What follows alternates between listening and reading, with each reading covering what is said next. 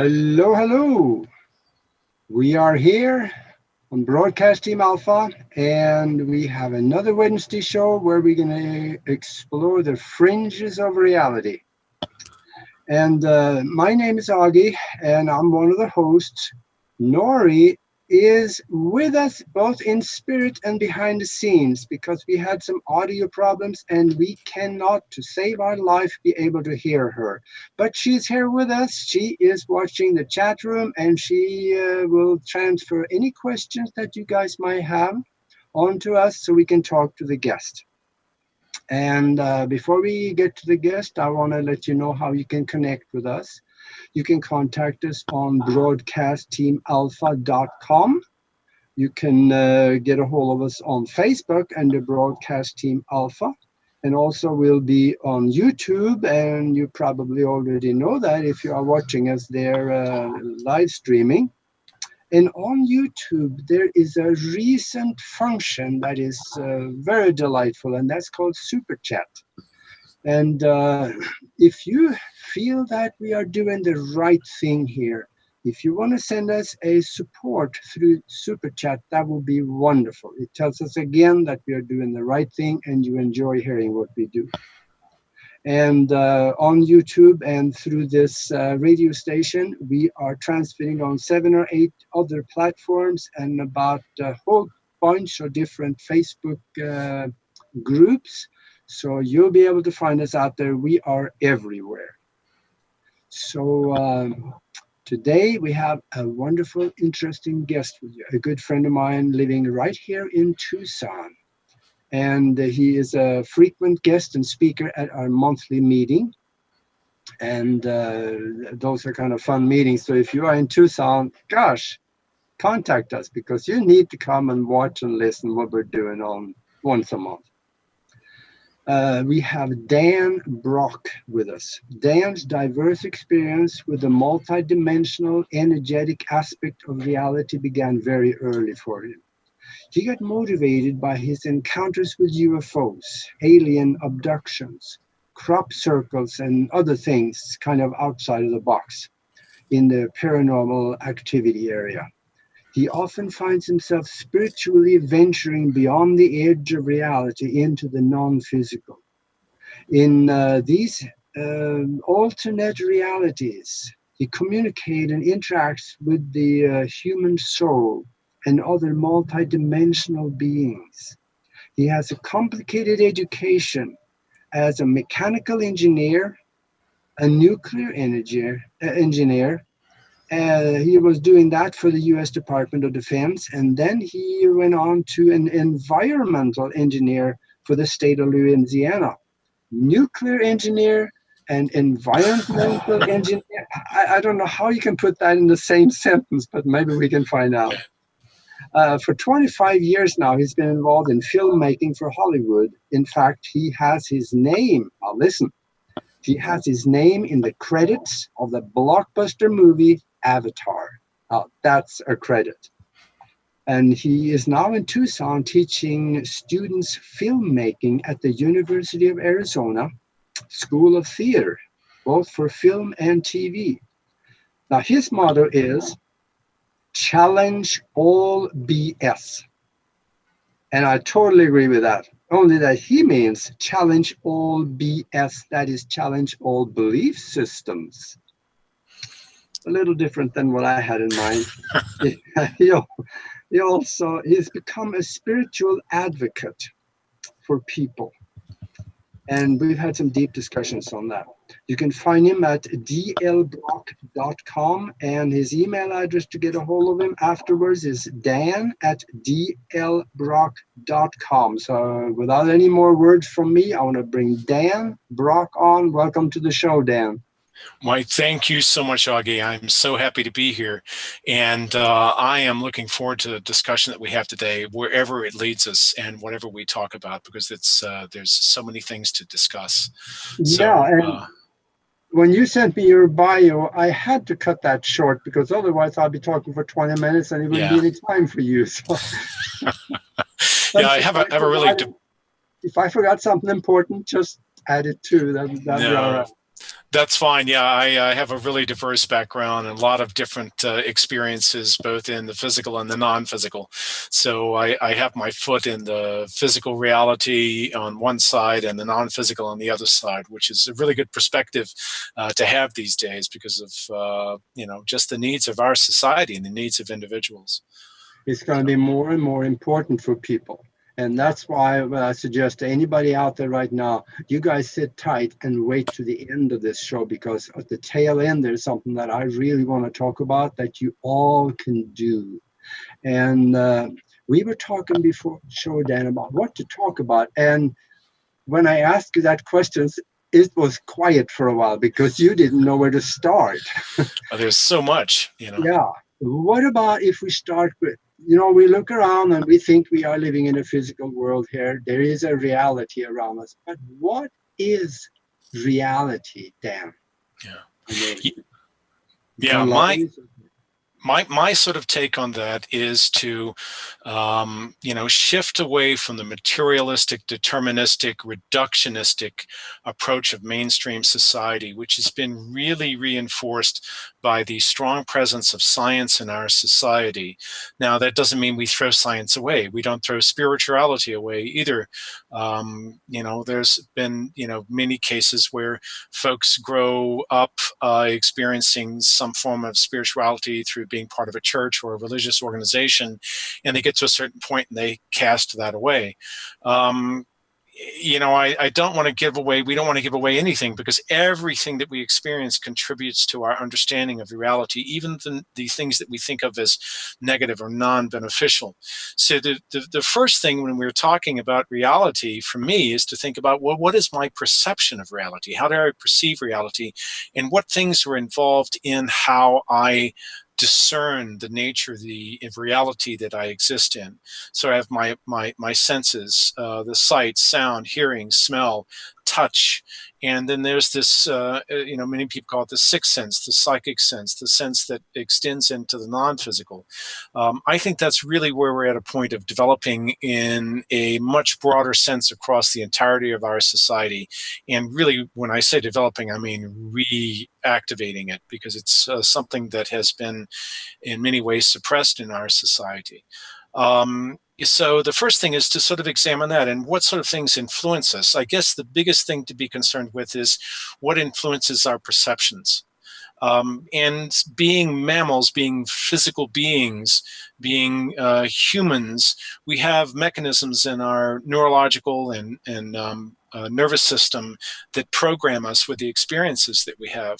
So I think really the first thing to do is to look at, well, how is our perception of reality colored by the experiences that we have, and specifically some of the programming in our society. The media is really good at giving us information about what we should believe and how to interpret various aspects of reality. And we have to be very careful about that. I found myself growing up and experiencing the media of the 60s and 70s, and such things as, well, if you really explain to someone what they're doing wrong, they will change their ways and everything will be fine. This was sort of an ideal of the media world of the 60s and 70s and the television, kind of a consequence of the 50s mentality. And as I, got older, I realized, what's going wrong? I'm telling people what's going on here, and they're not getting it. And so one of the things I discovered is you have to do work as a first principle on yourself in order to gain a better sense of reality. You have to work on that programming that you have. And there's a lot of tools that you can bring to bear to impact that inner programming. A lot of this comes about from our experiences in childhood and experiences with parents. So there is programming that we have there. I have found for myself that psychology can be, and the approaches and the techniques of psychology can be really good for identifying problems, but sometimes not so successful at solving problems. Getting off immediately into drugs and altering our consciousness through drugs, I think, is potentially a path of disruption in our perception, because it's being altered by those drugs.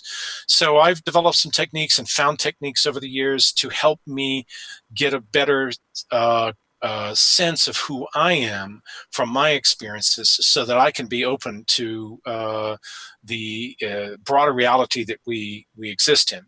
Now, part of the consequence of that is, or the meaning of that is that I was able to lose some of the defense mechanisms and some of the feelings of being threatened by the sort of things that you get with an expanded notion of reality.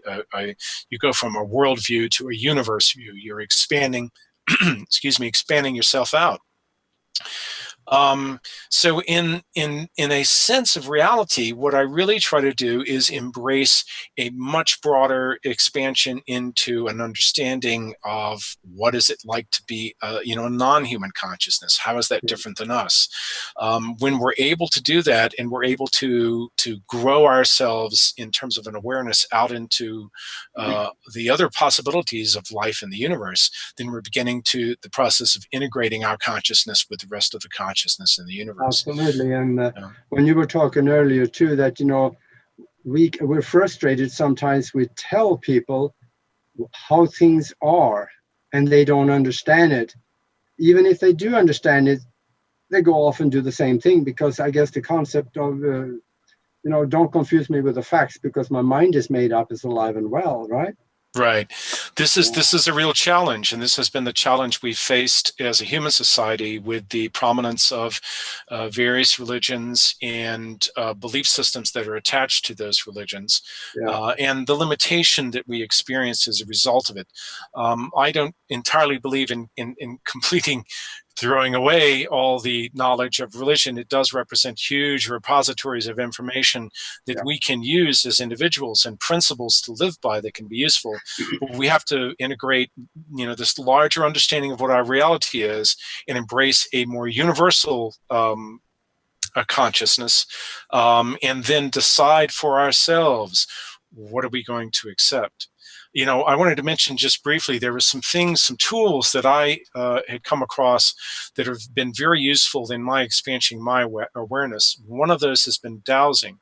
I use dowsing a great deal. If you are not familiar with dowsing, it's basically some tools that are taught where you are able to access the field of information that surrounds all of us.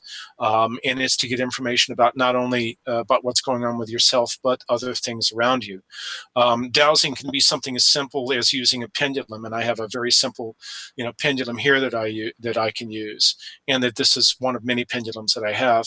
And this is really like a pointer. It's a pointer just like a speedometer on your car. If you grab the speedometer in your car and you turn it to 150, you're not going 150. It's just the indicator. This is an indicator, because the thing that's really responding is your entire body. And this is where we're getting to, trying to get to, is understanding the ability of the human body to respond and give us information, and to respond in a way that's beneficial towards this expansion of consciousness. I'll mention just a couple of others. The other thing is visualizations. When we engage a visualization process in the mind with whatever we're doing, we're putting the concepts that we conceive of out into the universe, and we're creating, in many regards, we are creating that energy out there that can then manifest into the physical. So the process of visualization is very important. People that are creative really understand this generally pretty well. Now, we're all creative. There are some people who specialize in that, such as artists. The process of visualization for them is sometimes unavoidable. It's not something that they can get around. Then there's all sorts of other techniques that have acronyms. There's NLP, neuro-linguistic programming, EFT, emotional freedom technique. There's something called SRT, spiritual release therapy. Then there's something that I had some really big success with called TRE, trauma release exercises. And this is a really interesting mechanism that helps get at the underlying patterns that exist in the body, and it's a method that understands that when we experience something traumatic, whatever it is, emotional, physical, through surgery, trauma that we receive from other people, the traumatic experience of hearing what someone else is telling us about their traumatic experience, that in turn can traumatize us. And this TRE activates the tremoring mechanism. Everyone has experienced tremors that come on sort of spontaneously when you have an automobile accident or a traumatic event, Yeah. or you find yourself in a situation of violence. And what those tremors are is the body's physiological response to the overwhelming presence of the neurological experience of that trauma. And it's trying to release the imprint. And when we shut that down, we're embedding that imprint in ourselves. And then we have a mechanism that then the body sort of changes its response to the environment as a result of that imprint. So this TRE kind of goes in with some of these other mechanisms to help us release that underlying trauma. And there's lots more techniques and lots of things. There's a book here I've got, in fact, which if no one's ever heard of this, it is very useful. It's by Louise Hay from the Hay Society, and it's Heal Your Body. And basically what she did is she created correlations between physical ailments or physical parts of the body where there were physical disease or physical ailments and the underlying emotional pattern associated with that. I found this book can be very useful. So there's lots of tools to help you address that. Yeah, and let me just say first that there is an interesting, activity going on in the chat room, and I want to give a shout out to everybody there because we really appreciate you, and also Nancy, we thank you very much for the super chat. And I have some questions in the chat room, but I would like for you to finish up your dissertation on the reality first, and then I'm going to squeeze some questions in there because I want to pick your brain. Absolutely. So once we've begun addressing who we are and getting some of those things that are limiting us, limiting our ability to perceive reality and interface with reality in a larger sense, we become in many ways more open. There are, of course, shortcuts. People have experiences and have connections into the non-physical, even in the presence of these limitations. So all of this is variable from person to person. The real thing is to understand the essential nature of our reality is that it is physical and non-physical. What we perceive of as reality in a hard sense, in a physical sense, is just only a small portion of the reality. And we can have experiences venturing into that non-physical reality. And it's in that space where once we begin to explore, we begin to see and experience, and see, I mean, in the mind's eye, we can also sometimes physically see things. We begin to experience the nature of the non-physical and how we relate to it.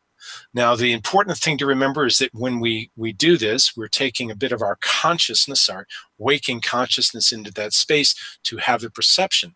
So an important concept in working in the non-physical is what is revealed to you typically in the non-physical in some ways is revealed to you in a way that you can understand it. So in one of the first principles that I discovered was, I will see things in my mind's eye, if I want to call it that, in the non-physical, and then I will have a sense of reaction or a feeling about what I'm experiencing in the non-physical, and that is because it's being expressed to me in a way that I can understand it. So it's culturally specific. This gives us a lot of latitude to interpret what's going on in the non-physical.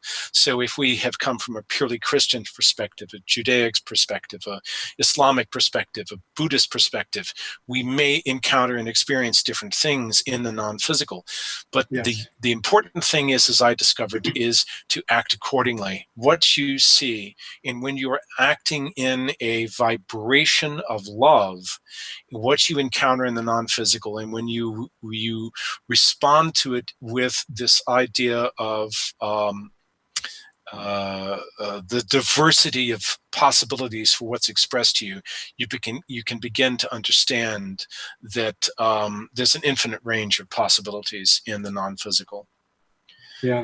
And so let's continue the discussion, and you give me some other ideas from this, what you'd like to hear. And you mentioned venturing into the non-physical. I believe in one of my talks with you at one of these meetings on Saturday or Sunday, I think you mentioned you also were a traveler. Yes. Astro Traveler. Mm-hmm. I can talk a little bit about that, yes. Yes, let's do that, because I've had some phenomenal experience, and talk some about what you see. Absolutely. There's some interesting concepts to discuss with this, because you have a lot of different systems for um, uh, going into a non-physical state of consciousness, or an altered, should I say, an altered state of consciousness, where you're going into the non-physical or spiritual spaces. One of the principles that I've been working with is the understanding the role that meditation plays in this. Yeah. Meditation, for me, when I see people who meditate, they especially become very adept at using meditation as a way to allow an experience to occur where their body is able to somehow meld with the non-physical, and they have an experience that's an expansion into what we could call a unity consciousness. We think of in our reality, we have the physical, or the polarity. We have the black, the white, the negative, the positive, beneficial, non-beneficial, sweet and salty, wet, dry, whatever it is. We understand things in that term. But when we come into the non-physical, we're moving into a unity type of experience. And the concept of putting your hands together in prayer, to me, sort of symbolically represents that unity of the male and the female sides, the combining and having a unity experience. For me, that's been one of the realizations, I think, in sort of source or consciousness. Yeah. The source entity out there has said, well, this is the purpose in bringing the hands together in prayer.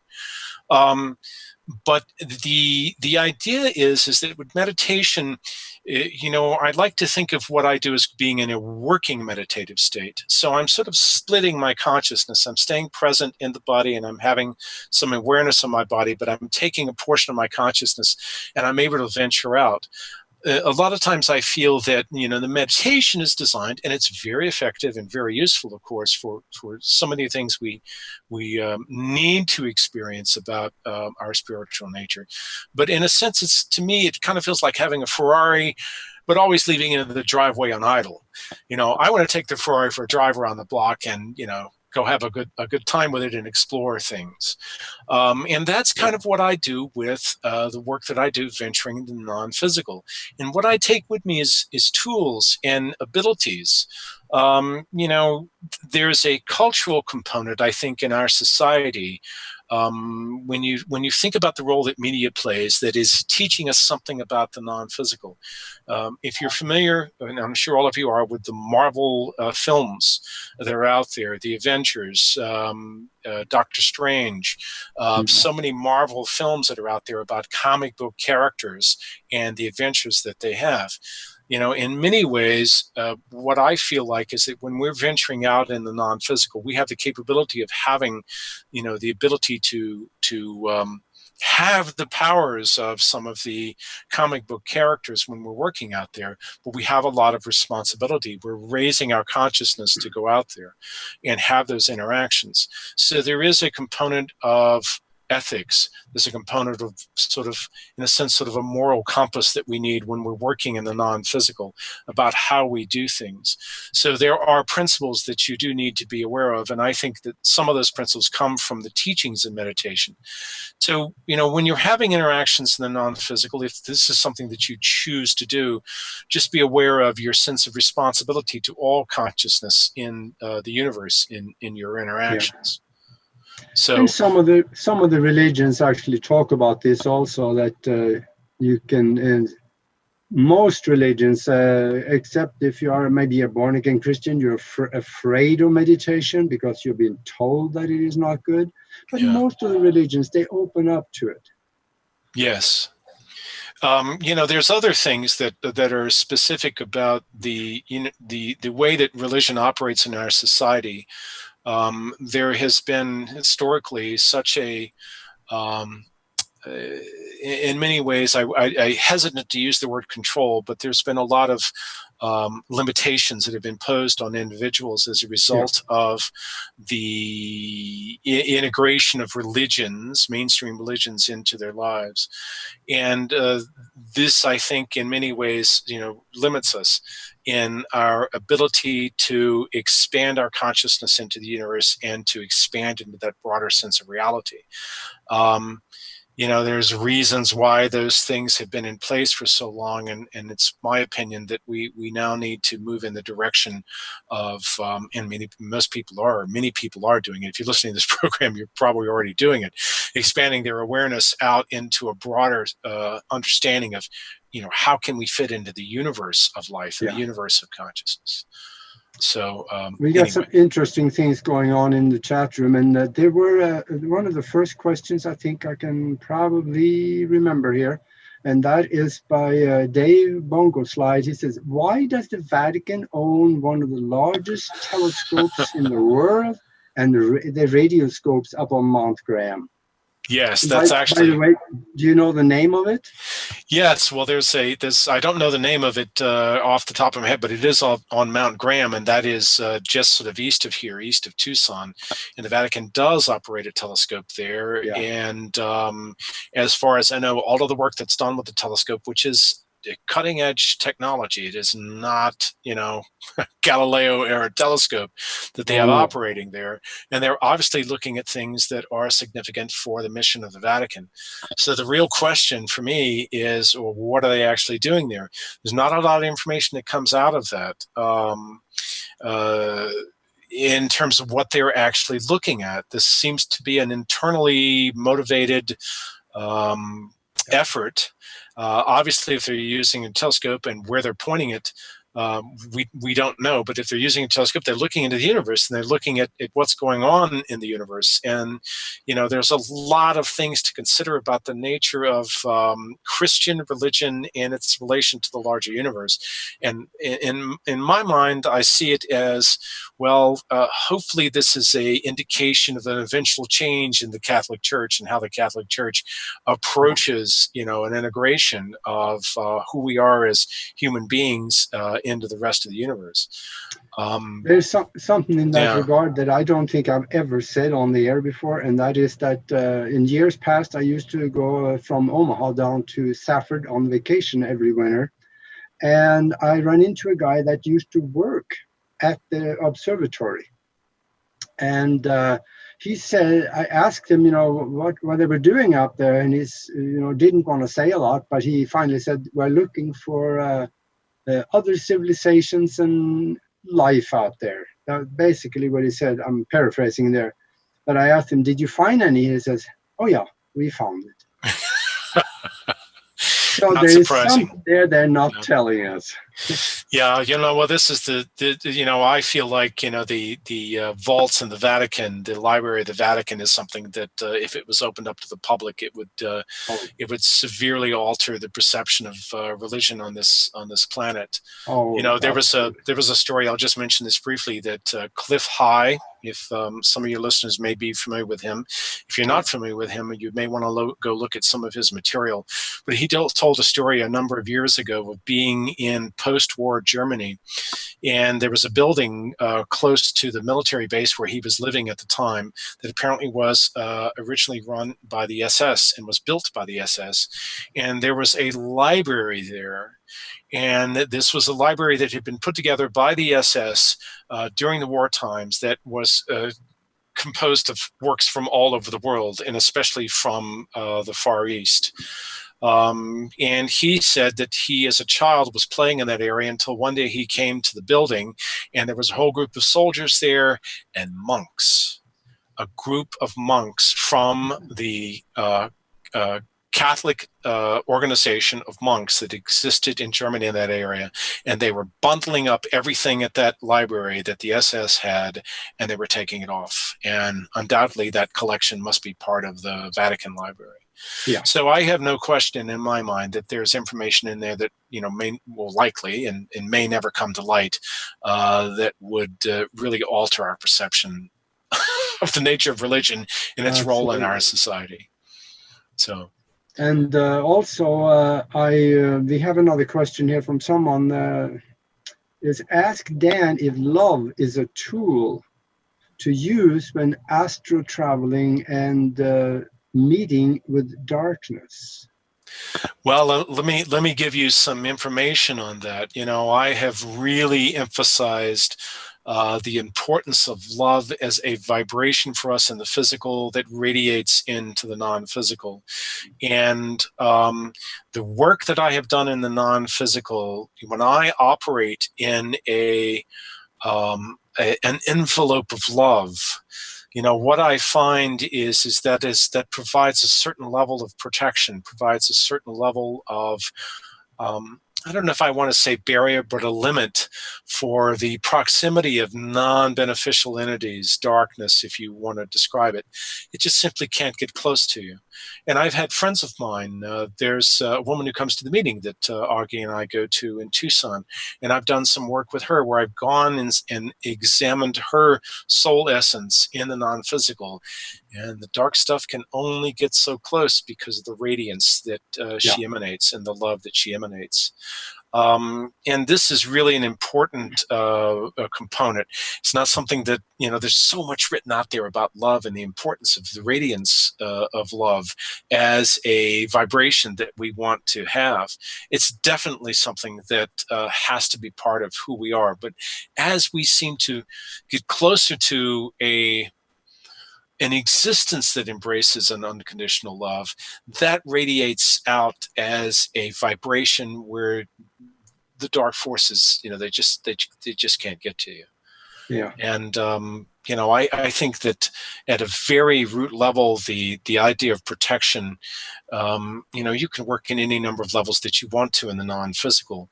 And this is the challenge: is we can take with us some of the fears and the anxiety that we have in the physical into the non-physical, and those things will can manifest. Oh yes. In the non-physical. But when we begin with the process of knowing our place in the universe as a spiritual being, and knowing that is an envelope of an environment of love that we exist in, it creates an environment or an envelope of protection for whatever we do in the non-physical. Yeah. So more I could say on that, but I will leave that discussion to explore. There's a lot of material on the importance of love in our society, and love really brings us closer to that unity experience. We don't exist in a polarity. We think of the good and the bad, but really the concept of love sort of transcends that, and it's an awareness. It is a unity awareness that love radiates from, and love radiates a unity awareness. Yes, it does. And that question on love and Astro Travel, that was from Nori. So she's still alive. She's with us, just no mic. Good. Thank you. Good. All right. Yeah, I know that you have a lot of experiences that you have talked about during your meetings, and Astro Travel is just one of them. And I don't know, where do you think you want to take this discussion from there? How can we expand on this? We have covered two very, very powerful regions of the non-physical here. Where do you want to go next? Well, I tell you, let's sort of bring this together into what I apply for myself as sort of 4 principles to view the things that I do. And this goes, what I was describing was working on yourself and correcting your own sort of emotional territories and your own emotional baggage, and to bring yourself to a point of radiance where you sort of radiate a higher vibration of consciousness and love. And that acts as a influence on others. Telling other people what they're doing wrong doesn't help anything, but by example, by you radiating love and radiating, a positive place that you're able to come to, a beneficial state of being, a sense of safety and security and well-being, that is one of the first things. Because if we don't work on ourselves, how can we help others? It becomes very difficult. We become limited sometimes by our own fears and our own limitations that are brought onto us by the fears and the anxieties and the threats that we sense in our environment. So part of that work that you do on yourself is to bring yourself to a sense of peace and a sense of well-being, where you'll be able to work with others. The second thing is that doing that to me helps me in broadening my understanding of reality, bringing in all of these different concepts, and they're multifaceted, from UFOs, like I described, UFOs, the alien abduction phenomena. What does that mean? What do crop circles mean? What is the nature of our reality? The first principle, I think, is to not be dismissive of anything, to be investigative. And we can use any of the tools that are available to us. We can use science. We can use, our own mechanisms of discernment. We can ask our soul. We can get information from what I was describing earlier, which is dowsing. We can use any number of different tools to try to have a mechanism of discernment. A big thing is to trust how we feel, to get in touch with that inner self, the inner intuition. As we begin to close the gap between the physical and the non-physical, and the soul and the physical, we become more closer to that unity experience. And in doing that, we can view the nature of our reality in a much broader sense. So I think that's the second thing that's very important. The third thing here, and I want to make sure I get this right, is all of this together, brings us into that unity experience. And in that state, we're able to expand a concept to other individuals. It's something we naturally want to share, I think, what we understand and what we know. And the third thing is to begin building community, begin building some influence within the community. And influence, I don't mean in a coercive way, but in a beneficial way. Bring who and what you have learned to the people around you, and create or support organizations that somehow promote your understanding of reality in this broader sense. And that means, of course, integrating integrating yourself into the larger universe. And then the fourth thing is, we have to bring all of this together and in a balanced way that we thrive as a human community. And then once we're able to do that, we can become accepted into the larger universe of life. So, these are four sort of simple things to think about in terms of, okay, if I'm going to think of a progression, work on myself, broaden my sense of reality, begin to work with others and integrate, the better place I'm in and my better understanding of reality. And then let's create together, the human community that the rest of the universe is going to be accepting of. Yeah. And that's kind of how I put together, the work that I do with individuals is designed to sort of, we want to open the floodgates on this. We want to open the individual and the collective floodgates on what's possible, and break through some of the limitations. I use tools, a number of tools myself, and I mentioned this in some of the material I think I sent, which is one of those is astrology. I'm an astrologer. I practice astrology, and some of the books behind me here are actually astrology books that I use as reference, and I've gone through most, if not all of them, thoroughly. And, astrology is an important tool, and it's a tool that's been passed down to us, and it's a tradition of handing down of information about the understanding of the nature of patterns in our world, and patterns in ourselves in relationship to that world. And the world, I mean, is the universe, really, because that's where we're getting a lot of the information that comes from astrology.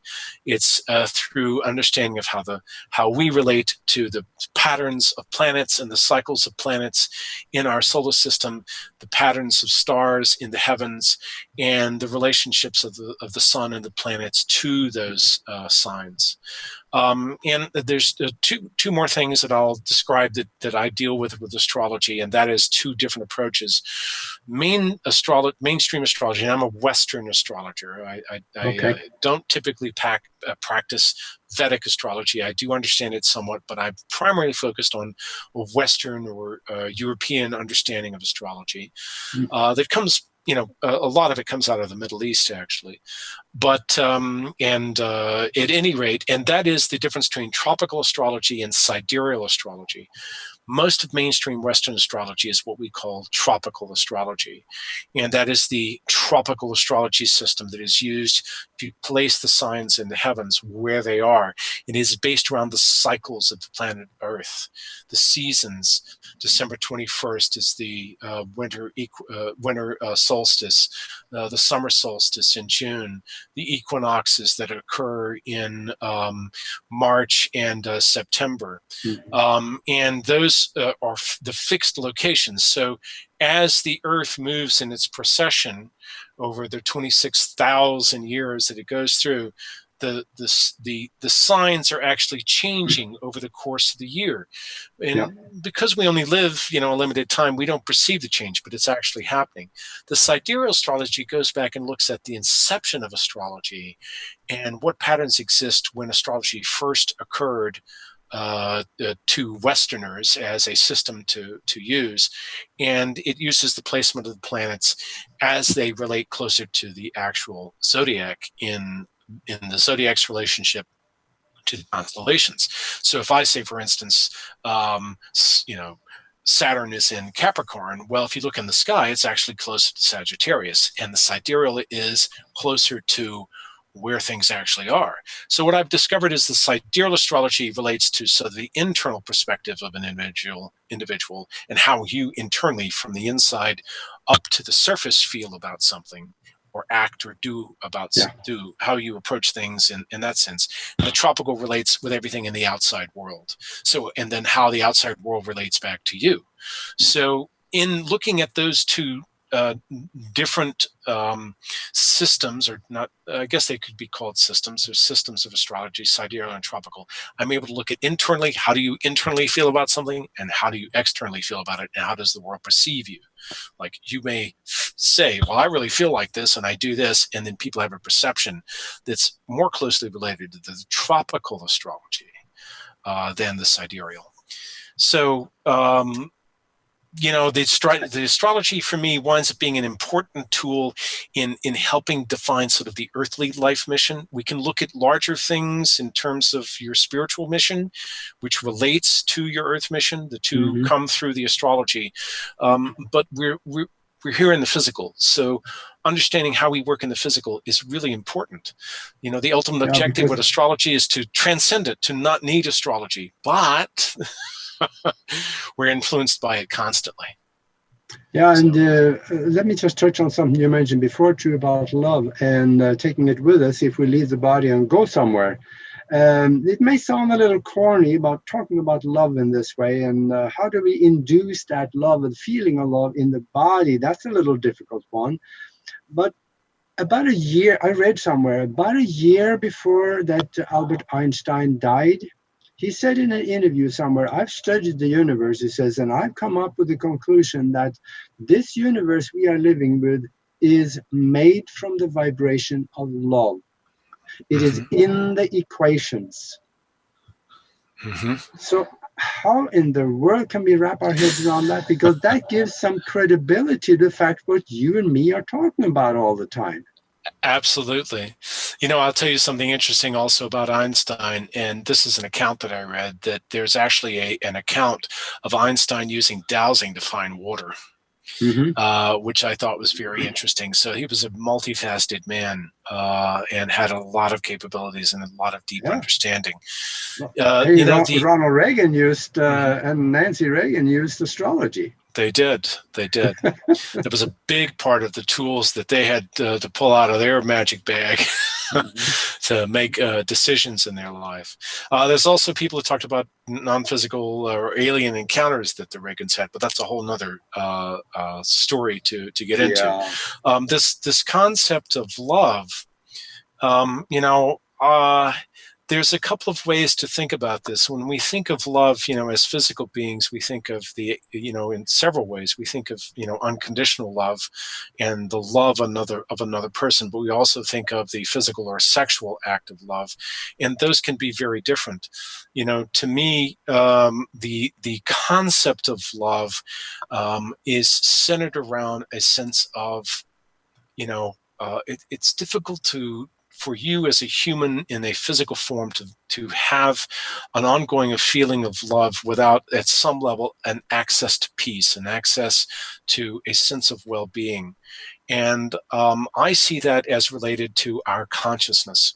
And in the evolution of consciousness in the universe, I've been working with this concept, which there are a number of theorists who are working on this, about the nature of entropy. And entropy is, in our physical world, it's the tendency for things to go to disorder. If we have, you know, a group of marbles in a jar and we pour it out, we're increasing the entropy of the marbles. And in mainstream science, it's understanding through the laws of thermodynamics is that we're increasing entropy in our world. We're increasing disorder. The idea with consciousness in the non-physical is a bit reversed from that. As we grow in consciousness, we're actually bringing together, we're coming from those disparate parts into that unity experience that at some level represents a raising of consciousness and a decrease in entropy. This means, in a way, we're achieving more order. So there seems to be this relationship between the idea of growing consciousness in the universe, in decreasing entropy. So we're going to a higher state of order, and there seems to be relations to that with love. I think that for us in this later state of the universe, where we're at now, it may have been different somehow. 13 billion years ago. I want to basically say that, consciousness and love are sort of intimately entwined in our experience. Yeah, and we had a question here also. We're going into a new age now. When are we going into this new age? Aquarius, I guess. Yeah, there is the concept of the ages in astrology are multifaceted. There's a lot of individuals who've talked at great length through written works, articles, and discussions about the ages that are associated with the changes in the star patterns above the Earth and their relationship to astrology. We are moving, many people believe this occurred back in, I guess, the 1960s, that we began moving into the age of Aquarius. And perhaps that coincides somewhat with the presence of technology. Aquarius is associated with technology. It's associated with vision. It's associated with the good of the whole over the individual. An Aquarian may be an individual who spends all of their time feeding the world, but they will forget on their way home to get food to feed their own children. That is one of the qualities of Aquarius. They tend to be highly visionary. They're sort of the seers of the future. And this is kind of where we're going with technology now. Technology is allowing us to expand our awareness and see the universe that we live in as a different paradigm, a different reality, where we're integrating information in ways that we've never been able to do before. You can go online and you get access to ancient texts now that was simply not possible or very difficult to do in the 1960s or 70s. Yeah. How does this relate to the ages? We're transitioning from the age of Pisces, about 2,000 years, and moving into the age of Aquarius. We're kind of on the boundary. Many people consider it's still going to be 100 years before we move into Aquarius. However, there's a transition period. There is this transition that is happening, and we're in the middle of it right now. It's one of the biggest stressors for us as human society, as we're going through this transition from Pisces to Aquarius. And what is Pisces? Pisces is most non-physical. We saw the expansion of religions and the expansion of spirituality in sort of an open sense in our world, and a role that it plays. But we're beginning to shift that. We're seeing this transition. As we go back in time, there are individuals who've done research showing about the relationship of the different ages that have existed from an astrological standpoint as a result of, again, that precession of the Earth, and their relationships to the societies at the time. One of the things that I discovered is that there are images that depict Moses, and Moses is a pre 2000 and pre New Testament, Old Testament figure, and many statues of Moses actually has horns because Yes. Moses existed in the time period of Aries, and you will actually see those are cut in some of the statues of Moses that exist in various places. That became for many people a demonic image. Which, there's a lot of confusion, I think, and a lot of information that gets out there in a way that, we're not given all of the information to make a decision for ourselves. So this is one of the things that's going to happen with Aquarius as we move into Aquarius. We're in such a difficult time right now as a human society. Thinking beyond that to and we go sort of backwards. We're going to go from Aquarius into Capricorn, and then from Capricorn into Sagittarius and Scorpio eventually. So, there's going to be a lot of changes that are going to be happening, and we're feeling that in this transition right now. I know too that you have looked into quantum mechanics quite a bit. And how do you, Nori was wondering also here, how do you see quantum mechanics explaining or watch or seeing how we can get a higher state of order? Because in the quantum world, there's no, there's only randomness in the quantum world, I guess. But still, there's a higher sense of order. Do you see a connection? Well, we're still at again, this is in this transitional state now. We're having this experience where, science and spirituality are slowly coming together. We're not quite there yet. And the concepts of science, what science has been able to figure out, there's a lot of implications from the nature of quantum mechanics that comes from a spiritual perspective. Yes. And even Einstein, in working with some of the Planck equations and the work that he did, was able to determine that there's a huge component of consciousness in the nature of quantum mechanical expressions in the universe. And the basic concept that we have this entanglement between particles in quantum mechanics, and that relates to our consciousness in the sense that we can have an effect on something through our consciousness. In a simple physics experiment, which I did when I was in high school, years ago, back in the 70s, where you see the difference between a light photon beam, which becomes either a wave or particle, and how that can change.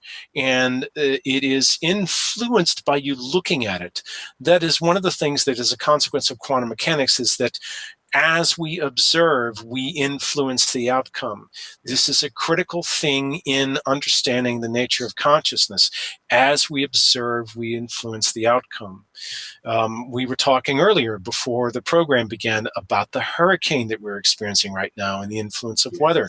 One of the things that is beginning to happen is more and more people are understanding the ability that they can have with their consciousness to influence weather and influence the environment. Some of this relates to the experience that I've had and the knowledge I have about how dowsing works. There are a lot of dowsing emphasizes water and finding water, and using dowsing as a tool to be able to get to water. Well, water, we vibrate really well with water because we're like 90-something% water, and so we resonate with the energy of water, and so it's one of the factors that allows us to be able to use dowsing as a tool to find and activate water. When we're interfacing with the climate, in many ways we're interfacing with water and moisture in the atmosphere. And so our consciousness can have an influence of that, and especially if a group of people get together. There's this emphasis in science, and especially in, if we want to call it the military. I'm not exactly sure who's doing what anymore. There's a lot of statements out there about what's possible with HARP and other entities devices that exist to manipulate weather using technology, but Yeah. we have the ability to manipulate the weather ultimately as individuals with our consciousness, or collectively with our consciousness. So this Yeah, is and something to consider. yeah, we see that now with the hurricane coming up the coast, the east coast here. It was heading for Florida, and the majority of the computer models said that it would hit Florida. And then, Yes. of course, Nori and I and many others, hundreds of thousands or possibly millions of other people, they were in the family, church groups and so on, they were visualizing or praying for this thing to turn right and not hit shore and go out Mm-hmm. into the Atlantic again. Yes. Yes. And by golly, it happened. Absolutely, and I think that's entirely possible. You know, uh, we're really at the we've had this knowledge. It's been part of who we are, and we can access it. Remember that. Everything that you want to know, you can know, and everything that is possible to know is out there. Yeah. We just have to work at getting that information and getting it into our consciousness and our awareness, so it can aid us on our mission. That is what I'm most excited about. And these sort of 4 things that I discussed earlier, kind of put together an idea of how this is all going to come together in the end to improve our situation. And I think the ultimate objective for humanity is we have to integrate ourselves into the larger universe. Yeah. And that's really, really critical. So working on ourselves, growing our broader understanding of reality, working with other individuals to accomplish things, and then, ultimately, focusing on that expansion into the universe of life, of which we have to be a part of. It's part of the growing pains we're experiencing now, because it is our mission. Mm-hmm. But we've got to sort out all of the challenges that we experience in our society. And, one of the last things I want to say, because we're coming up closer to the end, is, the importance of technology and what technology means to you. We each have to take our own sense of responsibility about how technology is going to impact our lives, and what aspects of technology we are going to use in our daily lives, and how we're going to allow it to play a role in our daily lives. And that involves taking sort of a stand, in the sense of deciding what you're going to do, and then figuring out, getting the solutions for what you have to do in order to make that possible. That's very important. And technology is, like a moving floor in a funhouse. It's changing every day. So we have to be alert, and we have to change every day a little bit to meet the needs of that principle that we want to live by, which is, technology serves us. We don't serve the technology. That's kind of a principle I operate with. And here's a comment from Nori. I love that Dan speaks of working on ourselves first, because we evolve from the inside out. Absolutely true. Yes, it is. It is. It's very true, and that is one thing. If anyone can take away from this, it's do the work on yourself first. Once you get into a better place, you're going to be able to help others, and you're going to be able to help the planet. Yeah. And I know we're getting down to the end here. Where can people get a hold of you and learn some more? Absolutely. Well, I have a website, but unfortunately it's not up right now. I'm still working on it, but they can email me. My email address is Dan, D-A-N, at dlbrock.com. dlbrock.com. That's D-L-B-R-O-C-K. Okay. What's the website? Contact me there. It is Yeah, go ahead.